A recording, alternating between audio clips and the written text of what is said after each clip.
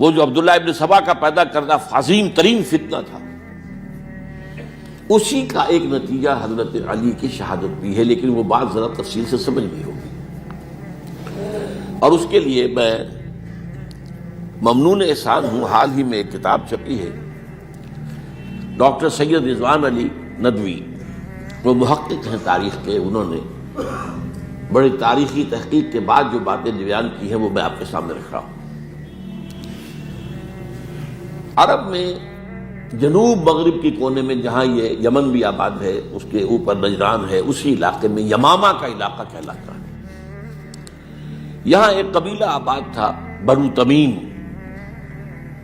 یہ جو لوگ تھے بڑے کرخت مزاج، جنگجو، اکھڑ، ضدی، اور جس بات کو ایک دفعہ مان لے اس پر اڑ جانے والے اور مر مٹنے والے۔ یہیں سے فتنہ پہلا اٹھا تھا، سب سے بڑا جو نئے جھوٹے نبی کھڑے ہوئے تھے ان میں سب سے بڑا تو مسیلمہ کذاب تھا، یہی تو علاقہ تھا۔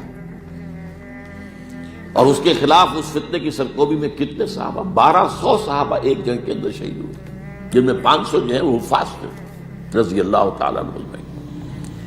تو یہ لوگ جو یہ تھے بڑے زوردار تھے۔ اس قبیلے کے بارے میں حضرت عمر رضی اللہ تعالیٰ عنہ نے ایک بڑی عجیب حکمت عملی اختیار کی، ان کو وہاں سے اکھاڑ کر اور ایران کی سرحدوں پر آباد کر دیا، اب جہاں پر جہاد ہو رہا تھا، تاکہ ان کے اندر جو یہ جنگجوئی ہے یہ اب اس مقصد کے لیے استعمال ہو، اب وہ دارالاسلام کی توسیع کے مقصد کے لیے استعمال ہو، اور وہ ہوئی۔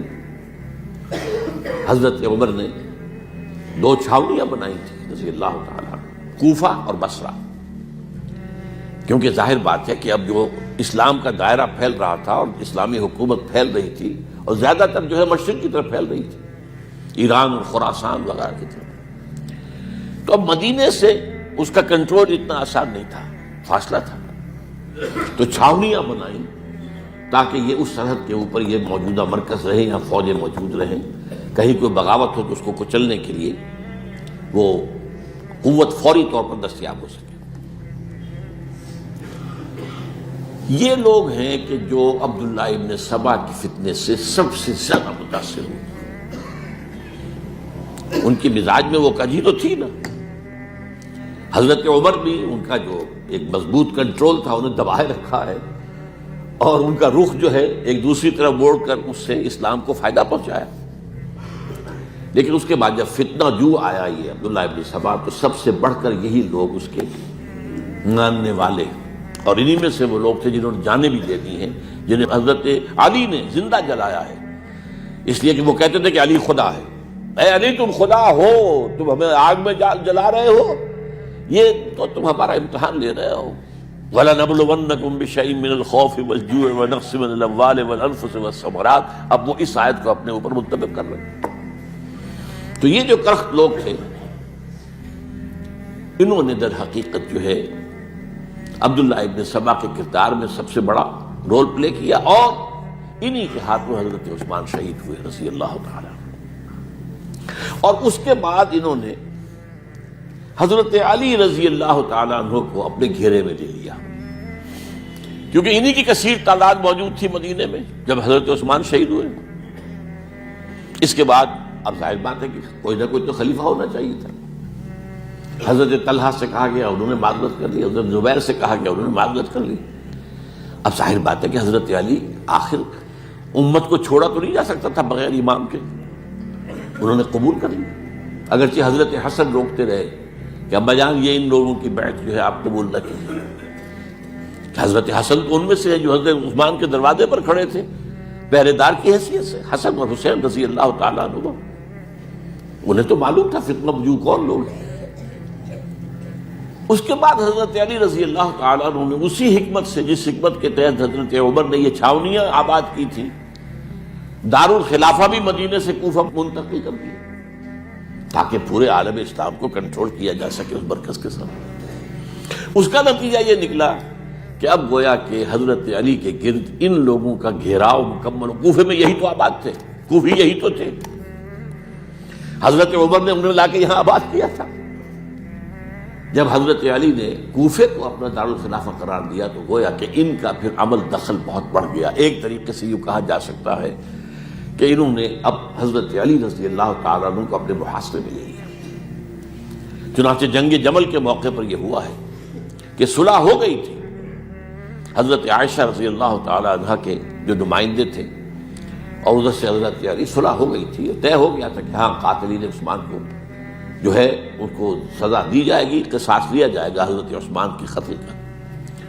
لیکن ان لوگوں نے 10,000 آدمی کھڑے ہو گئے کوفے کے اندر، ہم سب قاتل ہیں عثمان کے، لو قصاص ہم سے اگر لے سکتے ہو.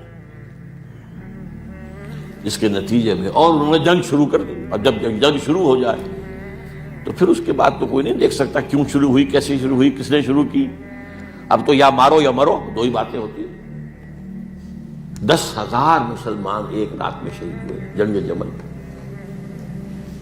اب اس کے بعد حضرت علی رضی اللہ تعالیٰ عنہ کی خلافت جو ہے حضرت امیر معاویہ نے ماننے سے انکار کر دیا. جب تک قاتلین عثمان کو سزا نہیں دیتے ہم بیعت نہیں کریں گے. یہ نہیں کہ دعویٰ کیا ہو کہ میں خلافت کا حقدار ہوں، یہ نہیں، لیکن یہ کہ آپ کو ان کو سزا دینی چاہیے. اب یہ تھا وہ مخمصہ جس میں حضرت علی رضی اللہ تعالیٰ عنہ وہ فرماتے تھے کہ میرا ساتھ دو تو میں ان قاتلین عثمان سے سزا جو ہے ان کو سزا دے سکوں. ادھر انہیں پتا تھا کہ میں سرنڈر کرتا ہوں تو مجھے علی تک تو پہنچنے کوئی نہیں دے گا، راستے میں ختم کر دیں گے رضی اللہ تعالیٰ عنہ. تو یہ پیچ تھا ایک جو ایسا پڑا ہے. اب اس میں جب حضرت معاویہ اور حضرت علی کے مابین فیصلہ کن جنگ ہوئی، جنگ صفین جسے کہتے ہیں، جس میں 70,000 مسلمان ایک دوسرے کی تلواروں، تیروں، نیزوں سے قتل ہوئے. اس موقع پر حضرت معاویہ کی طرف سے ایک آفر آئی. قرآن مجید کو نیزے پر اٹھا کر لوگوں نے کہا کہ یہ خونریزی بند کر دو، ہم قرآن کا فیصلہ ماننے کو تیار ہیں. حضرت علی دیکھ رہے تھے کہ یہ اصل میں میری فتح کو شکست سے بدلنے کا پروگرام ہے. تقریباً فتح میری ہو چکی ہے، لیکن یہ جو طبقہ تھا یہ انہوں نے کہا نہیں، بڑی ٹھیک بات کہہ رہے ہیں، وہ مانیے ان کی بات، جنگ بند دی. انہوں نے ہی یہی لوگ تھے جنہوں نے مجبور کیا حضرت علی کو کہ وہ تحکیم پر رضامند ہو جائے. اس کے بعد تحکیم میں جو معاملہ ہوا، حضرت علی حضرت عبداللہ ابن عباس کو اپنی طرف سے حاکم بنانا چاہتے تھے، یہ اڑ گئے نہیں. یہ اڑ جانے والے لوگ، اور یہی اصل قوت تھے، وہاں ساری طاقت کوئی نہیں کی تھی. تو انہوں نے ابو موسیٰ اشعری کو اپنی طرف سے مقرر، وہ بہت نرم خو آدمی تھے، انہیں بناؤ. بہرحال جو بھی بات طے ہوئی، اب تاریخ کی روایتوں میں اختلاف ہو سکتا ہے. کہا یہ جاتا ہے کہ طے تو یہ ہوا تھا حکمین کے مابین، ادھر سے ابو موسیٰ اشعری، ادھر سے عمرو بن العاص رضی اللہ تعالی عنہما، کہ آپ اپنے جو کلائنٹ ہیں حضرت علی، آپ انہیں معزول کر دیجئے، میں معاویہ کو معزول کر دیتا ہوں، پھر جو ہے مسلمان فیصلہ کر لیں کسی اور کی عبادت. انہوں نے کھڑے ہو کے کہہ دیا میں علی کو معزول کرتا ہوں، اور عمرو بن العاص نے کہا کہ میں معاویہ کو قائم کرتا ہوں. اب یہ ہے روایت، واللہ عالم اس میں کتنا سچ ہے کتنا جھوٹ ہے. میں کوئی مورخ نہیں ہوں، میں کوئی تاریخ کا محقق نہیں. اس کے بعد جو ہے اب یہ لوگ انہوں نے کہا کہ مانیے تحکیم کو، اور جب انہوں نے حضرت علی نے اس تحکیم کے فیصلے کو ماننے سے انکار کیا تو باغی ہو گئے، حضرت علی کو کافر قرار دیا، اور جا کر ایک جگہ پر حرورہ ایک جگہ تھی، وہاں پر جا کے جمع ہو گئے، جتھا بندی کی، بہت بڑی طاقت پر وہاں کر لی. انہوں نے طے کیا کہ علی بھی کافر ہو گیا، معاویہ بھی کافر ہو گیا، عمرو بن العاص بھی کافر ہو گئے، سب کافر ہیں. حضرت علی کی طرف سے ایک گئے سفیر ان سے بات کرنے کے لیے، تو انہوں نے کہا تم ہی نے تو کہا تھا کہ تحکیم کو تسلیم کرو، کہ ہاں ہم نے گناہ کیا تھا، کفر کیا تھا، ہم توبہ کی ہم نے. اگر علی بھی مان لے کہ میں نے مان کر کفر کیا تھا، اب میں توبہ کرتا ہوں، تو ہم ان کی بات مان لیں گے. اب حضرت علی اس طرح کا جھوٹ کیسے بولتے ہیں؟ انہوں نے تو کوئی کفر نہیں کیا تھا. بہرحال انہوں نے پھر بھی نرمی برتی، کہ دیکھو اگر تم کوئی خونریزی نہیں کرو گے، فساد نہیں مچاؤ گے تو میں تمہیں کچھ نہیں کہوں گا.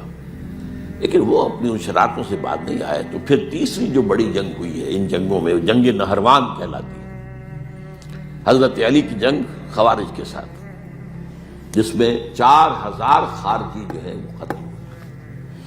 اور یہ بات اب آپ نوٹ کر لیجئے کہ یہ لوگ جیسا کہ اکھڑ بھی تھے لیکن اپنی بات پر ڈٹ جانے والے تھے، لیکن ساتھ ہی دیندار بھی تھے، نمازی اور روزہ دار بھی تھے. یہ اس طرح کے لوگ نہیں تھے کہ جو فاسق اور فاجر ہو. بس یہ مزاج کا ایک ہے، جو بات دل میں بیٹھ گئی اڑ گئی. تو یہ اصل میں انہوں نے پھر فیصلہ کیا کہ اور تو ہمارے بس میں اب کچھ نہیں ہے، ان تینوں کو قتل کر دیا جائے، علی کو بھی اور معاویہ کو بھی اور عمرو بن العاص کو بھی. تو ایک جگہ ان کی سازش ہوئی، 3 آدمی معین ہو گئے، ایک ہی وقت کا طے فیصلہ ہو گیا، فلاں تاریخ کو فجر کے وقت تم جاؤ، وہ تم کوفے کی جامع مسجد میں جب علی نماز جماعت کرا رہے ہو خنجر مارو انہیں. اور یہ اس کا نام ابن ملجم تھا، خارجی، یہ وہی لوگ بنو تمیم کے لوگ. دوسرا جو تھا وہ دمشق میں حضرت معاویہ کو قتل کرنے شہید کرنے کے لیے پہنچ گیا. تیسرا مصر پہنچ گیا حضرت عمرو بن العاص کو. اب یہ بات اللہ کی طرف سے ہے، یہ تو اس کی مشیت ہے، اس کا فیصلہ ہے. حضرت علی پر وار کارگر ہوا، اب شہید ہو گئے. حضرت معاویہ پر وہ وار ذرا اوچھا پڑا، زخمی تو ہوئے لیکن آپ کی جان بچ گئی. عمرو بن العاص اس روز مسجد میں کسی معذوری کی وجہ سے، عذر کی وجہ سے فجر میں آ ہی نہیں سکے، لہذا حضرت علی کی شہادت ہو گئی. اب یہ ہے اصل پس منظر، کن لوگوں نے کیا شہید، اصل میں وہ سمجھ لینے کی بات ہے. یہ خوارج نے شہید کیا، لیکن خوارج کا فتنہ سبائی فتنے ہی کا آف شوٹ ہے، اسی کے ذیل میں ہے، اسی کی ایک شاخ ہے، اسی کا ایک نتیجہ ہے.